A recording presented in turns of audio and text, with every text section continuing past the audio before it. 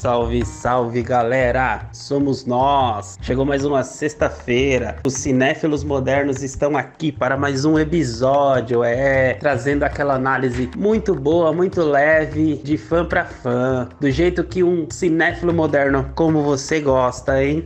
Galerinha, eu sou o Maurício, estou ao lado do meu companheiro Marco. Nós somos os carinhas, como vocês já sabem, e estamos aqui para mais um episódio do nosso podcast Cinéfilos Modernos, galera. Vamos trazer mais um conteúdo cinematográfico aí para vocês aí, uma recomendação, uma análise para vocês se deliciarem aí, hein? E curtirem um final de semana com séries e filmes aí. Toda semana, toda sexta-feira, uma recomendação nova aí, uma análise nova para vocês, galera. Cinéfilos Modernos. E aí, carinha? Top carinha. Qual é o filme que a gente vai falar hoje, carinha? Galera. O conteúdo que nós traremos esta semana aqui nesta sexta-feira, nesse episódio dessa sexta-feira, nós falaremos sobre um filme disponível na Netflix.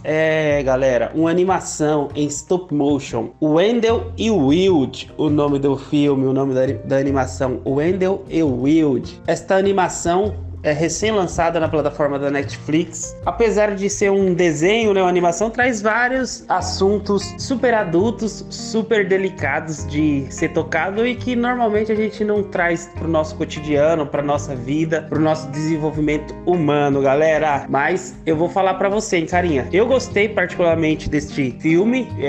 Como eu disse, né, eu gostei por causa desses temas que eles trazem, né? O Wendell e o Wild é muito interessante. O primeiro ponto que eu acho muito importante frisar, e eu achei excepcional já por isso, assim, já foi um pontapé positivo ali pra mim. Os personagens principais, eles são negros, os personagens secundários são latinos, ou seja, dentro da animação, dentro do filme ali em stop motion, os personagens são negros latinos. Tem alguns personagens brancos também, mas os principais são negros e latinos. Eu achei muito, muito interessante isso, porque em filmes normais, com atores e tudo mais, isso já não é muito comum, né? Eu gostei desse ponto aí, porque já quebra um ciclo, quebra um paradigma. Então, em qualquer lugar que você tá, é todo mundo branco, né? Então é um racismo estrutural ali bem implícito. Eu gostei, já esse foi um pontapé inicial sobre o filme. E o que o filme traz, né, pra gente? Eu vou falar um pouco sobre os temas do filme e o carinha fala um pouco mais sobre a história do filme. O filme traz a relação com a morte, né, que o ser humano tem com a morte. Ela mostra também alguns aspectos da estrutura social de jovens ali sem amparo dos familiares, né, que precisam entrar dentro do sistema. Então traz um pouquinho dessa estrutura, fala relação sobre amizade também, que é muito importante, e sobre dinheiro, interesses financeiros, interesses empresariais. Então traz todos esses assuntos ali inseridos no filme. O filme é protagonizada por uma jovem, a Cat. Ela é muito, digamos assim, acontece um acidente na infância dela e aquilo acaba marcando ela pra vida toda, né? Então, conforme ela vai se desenvolvendo, vai ficando jovem, vai crescendo, ela acaba se revoltando, tendo a revolta. Aí, a partir daí, começa a desenrolar a história do filme, né? E o título do filme é o Wendell e o Wild, são o nome de dois demônios, são os demônios dela.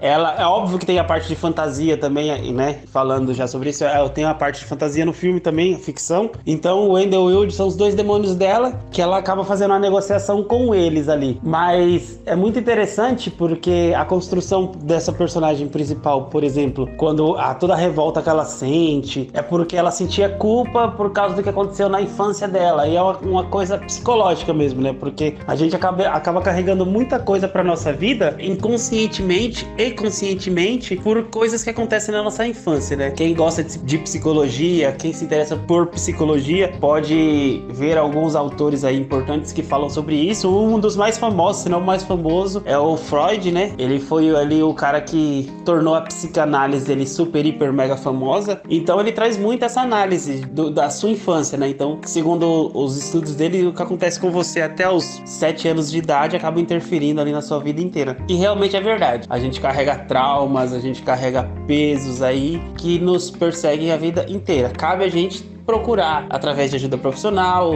entre outras coisas, quebrar o ciclo, né? Pra gente evoluir, tornar um outro ser humano, né? E também não passar essas coisas para os nossos filhos, que é muito comum também, né? Se a gente mantém o ciclo, a gente acaba traumatizando ainda mais os nossos filhos, né? Porque traumatizar a gente vai, de um jeito ou de outro. O único jeito de você não traumatizar, eu vou falar igual a minha psicóloga falava, o único jeito de você não traumatizar uma criança é se você não ter filhos, né? Então você não tem como, mas tentar traumatizar o mínimo possível aí. O filme, ele fala muito profundamente com essa relação com a morte, fala sobre a relação de amizades também, né? Então, ao mesmo tempo que vai tendo o tema de lidar com a morte, onde a personagem principal, a Cat, tenta lidar com a morte ali, de uma maneira toda errada, que ela vai aprendendo durante o processo, também tem a relação de amizade correndo junto, porque ela é uma pessoa bem afastada, que não quer ter amigos, não quer ter pessoas próximas, mas acaba ali criando um ciclo de várias pessoas no seu entorno, que ela cria um elo muito forte com elas, e aprende muito com elas, que isso é a vida também. Então, a gente aprende com outras pessoas, a gente é um ser para viver em coletivo, né? Óbvio que em alguns momentos a gente ausenta, a gente fica um pouco mais recluso, mas no geral a gente foi feito para viver em sociedade, para viver em coletivo. Então, eu tô falando um pouco sobre os temas do filme, né? Porque eu tô deixando a história mesmo pro carinha decorrer aí sobre a escola, falar um pouco sobre a história. Tô deixando a história pro carinha falar um pouco sobre a história. Então, esses temas são temas assim, não são temas fáceis de lidar para você colocar dentro de um conteúdo cinematográfico de um filme ou uma série, né? E são temas assim que chamam muita atenção porque são temas pessoais de todo mundo tem essas questões. Então o filme, eu acho muito importante ele e gostei dele por causa disso, porque traz esses temas.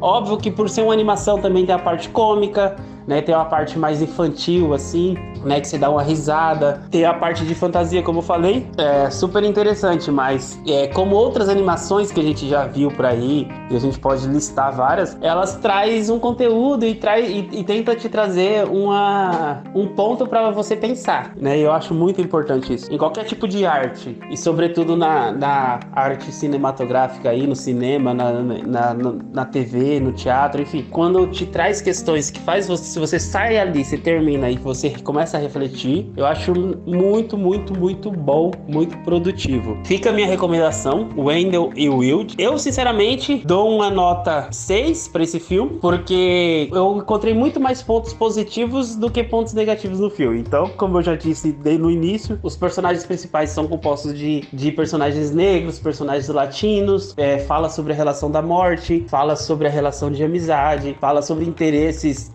financeiros, fala sobre reconstrução, fala sobre psicologia, fala sobre desenvolvimento humano. Então, a minha nota é 6 para esse filme. Ele é um filme muito fácil de ser assistido, um filme que você consegue assistir. É 1h30, cerca de 1h30 mais ou menos o filme. Você consegue assistir o filme do início ao fim. É um filme muito bom. Fica a minha recomendação. Pode salvar lá na sua lista, quando você tiver um tempo. Pô, o que eu posso assistir? O Wendell e o Wild. Fica a minha recomendação aqui. E aí, carinha? Agora é com você falar sobre um pouco da história do filme aí, carinha. E também deixa a sua nota. Fala qual é a sua impressão sobre o filme, carinha. Fala aí, carinha. O que você pensa sobre o filme? Qual é a sua impressão sobre o filme, carinha?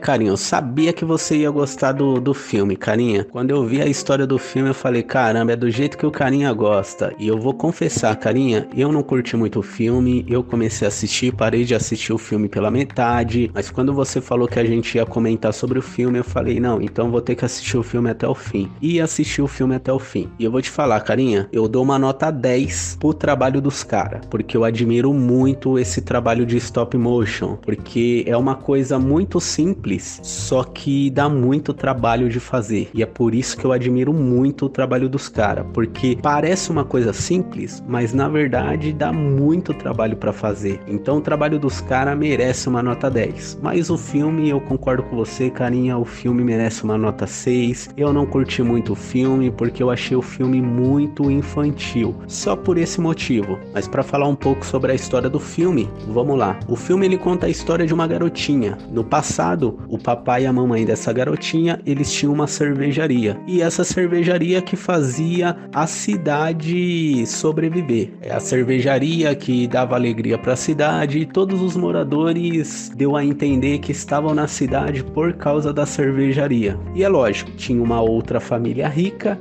que estava comprando todas as propriedades ao redor para construir um presídio, porque eles queriam construir o presídio para fechar um contrato com o governo e faturar muito dinheiro em cima de licitações. Típica história aí do SUS, tá ligado? Que o SUS, para quem não sabe, a função do SUS é roubar dinheiro com licitação, né? Mas enfim, o papai e a mamãe dessa garotinha, eles não queriam vender a cervejaria, porque além deles gostarem da cervejaria, eles gostavam do trabalho deles e eles sabiam que a cidade só funcionava por causa daquela cervejaria. Então eles sabiam que o coração da cidade era aquela cervejaria. E num belo dia, num fim de expediente, todos eles estavam voltando para casa, o papai, a mamãe e a garotinha. E aí aconteceu um acidente de carro, que o carro perdeu o controle e caiu da ponte e afundou no rio. E lógico, o papel de qualquer pai, de qualquer mãe é pensar nos filhos. Então eles salvaram a filha e a filha sobreviveu e os pais morreram. E a criança ficou traumatizada com isso e cresceu com aquele pensamento que os pais delas morreram só por causa dela. Foi ela que matou os pais delas, na mente dela, né? Ela cresceu com aquele negócio na cabeça martelando.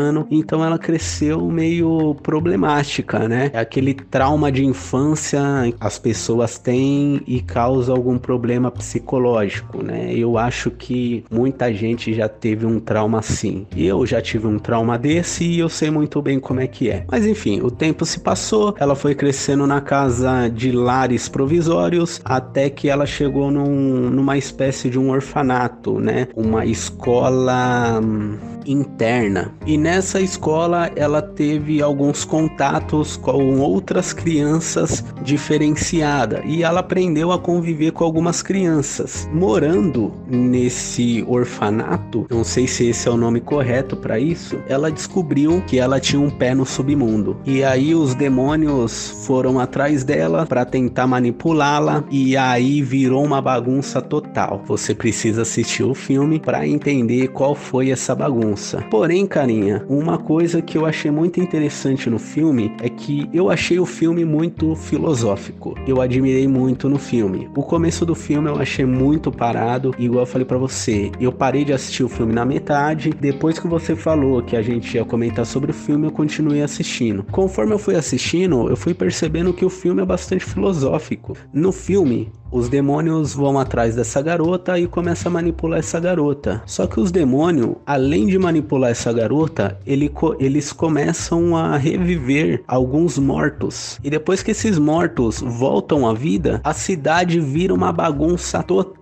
E é por isso que eu achei o filme muito filosófico. Por quê? Porque o filme faz a gente pensar quanto segredo as pessoas levam para o túmulo. Porque assim, tudo que é de ruim, tudo que serve para prejudicar o outro é exposto na mesma hora, né? Calúnia, roubo, difamação, tudo é exposto na mesma hora. Mas tudo aquilo que serve para benefício é levado para o túmulo como segredo. Cara, isso, pra quem assistiu o filme do começo ao fim, vai perceber isso, que às vezes muitas pessoas que morrem, elas levam segredos com elas. Às vezes não é nem segredo, às vezes é uma palavra que não foi dita, que poderia mudar a vida de outra pessoa para melhor. E isso faz a gente pensar em bastante coisa e é por isso que eu achei o filme muito filosófico. Mas o filme, ele é bastante infantil, como eu falei, é um filme muito bom para você assistir com a família, fim de noite, né, domingão à noite, você reunido com a sua família, comendo aquela pizza, aquela pipoquinha, tá ligado? É um filme para assistir com a família, muito bom,